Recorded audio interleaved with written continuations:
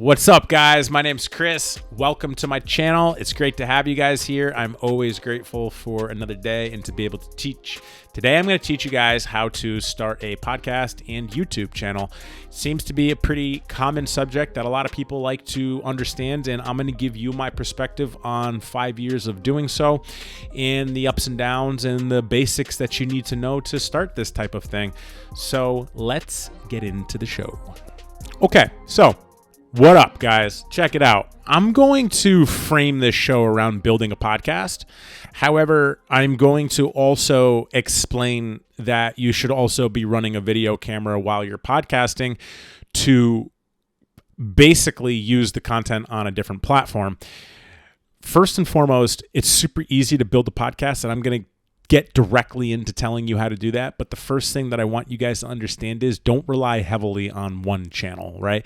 So don't rely just on podcasting. Do YouTubes and podcasts. Or if you're heavy on YouTube, be heavy on YouTube, but start doing a podcast. You never want to put all your eggs in one basket because these social medias and these channels can quickly be shut down, much like MySpace. So for those of you that remember MySpace, hello. All right, so let's talk about how to start a podcast. It's actually super simple, okay? And this is how simple it is. And you don't need what I'm about to explain to you. However, this is what I use, and it works really well, and I've recommended to numerous other people. Number one, have a microphone, and not like a cheap microphone. There are different types of microphones. I don't know the technical ways of explaining it. However, I know the microphone that I use, which is, I believe, a Samson. Yeah. Is like direct. Like I have to speak directly into it. Other microphones, you've seen them. They're like they sit on the desk and they're just in front of people and they pick up sound from all around. This type of microphone you have to speak directly into. It's super simple. I have a Rode arm. It's right here, as you can see, the Rode arm. You could set up the microphone really however you want. You know, if I'm like sitting back, you know, maybe I put my feet up, or I want to come in close and look at you guys, right? Or, you know, in this case, because the camera's on, say hello. So you have your microphone, your Rode arm, and then the key to it is, because it's a professional microphone, is this Scarlett. I use a Scarlett 2i2, right? And the microphone just plugs into it. And then on the back, this cord plugs into your computer. The Scarlett is basically the mixer, I think is the right way of saying it. I'm not a very technical guy. Like, my specialty is not electronics or software or editing or any of that. My specialty is being on the front of the camera, kind of. And the Scarlett is your mixer, so the microphone has to plug into it, right? Right here. This is the microphone plugging in. And then your Scarlett plugs into your computer, okay? We use GarageBand and Final Cut Pro, I believe, to produce these shows. And GarageBand, I learned on when it comes to editing, and it was actually relatively simple. I just watched a bunch of YouTube videos, you know, how to edit a podcast in GarageBand, and all the top shows will rank. And that's really it when it comes to podcasting for your business. The only major thing that we're leaving out is the content for the business, right? But before we talk about the content for the business, let's just recap what you need to do a podcast. 1, a microphone. 2, a Rode arm. 3, a Scarlett 2i2. And a computer.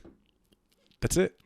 And if you want to, which I would recommend, just run a camera. It could even be your cell phone while you're doing the podcast, so you can basically put your content on YouTube and chop it up and put it on other platforms like Instagram or Facebook or LinkedIn or TikTok. I don't use TikTok. And it kind of just increases your visibility, right? So you got a camera, you got a microphone, got a boom arm, got a Scarlett 2i2, and a computer, and that's it. That's all you need to podcast. The only other thing you really need to podcast is the content. There are all sorts of ways of developing content, but I've done it a lot of different ways, kind of just freestyled. There's interviews, but one of the best things that I ever did was sign up for vidIQ. And what vidIQ does, I believe, is it will send you the hot topics for your industry on a daily basis. So you have all your topics right here. And if you're setting up a podcast for your business, just like me, you're an expert in your field, right? So you just look down at it, how to create a podcast for your business. And you just talk about it. It's really that simple. Sure, you might not have a lot of traction from the beginning. Maybe you will. But as long as you have some content or brainstorm on some show ideas, you got a podcast. You just need the basic hardware.